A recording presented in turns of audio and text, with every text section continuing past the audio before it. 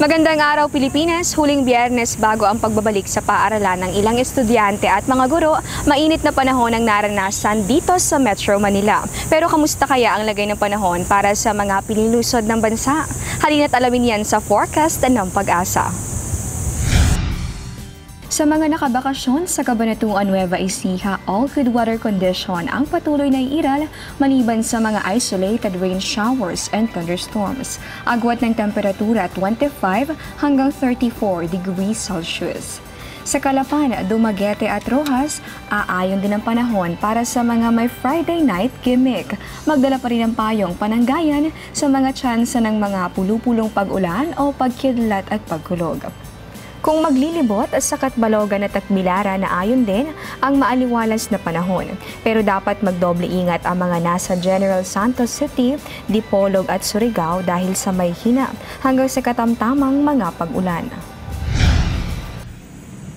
Sa patuloy na pag-iral ng Southwest Monsoon o habagat, kalat ang mga pag-ulang dala nito sa kanlurang bahagi ng Luzon at ng Visayas. Ang epekto niyan sa mga lugar bakasyonan ng Pilipinas, halina't silipin sa forecast ng Pag-asa.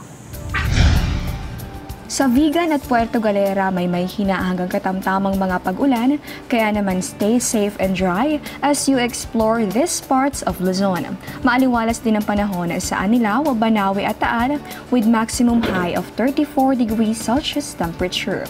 Fair weather condition din naman sa Naga, Boracay at Camiguin maliban sa mga pulupulong pag-ulan o pagkidlat at pagkulog.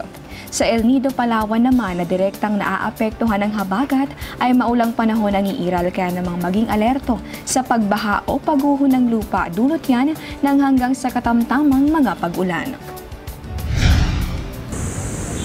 Yan ang latest mula rito sa Quezon City. Ito po ang Panahon TV kung saan walang pinipiling panahon ang pagbibigay impormasyon. Ako po si Desiree Jonio. Magandang araw sa inyo at balik muna tayo sa studio. Ang bahaging ito ay hatid sa inyo ng Air 21. Sagot ko, padala mo.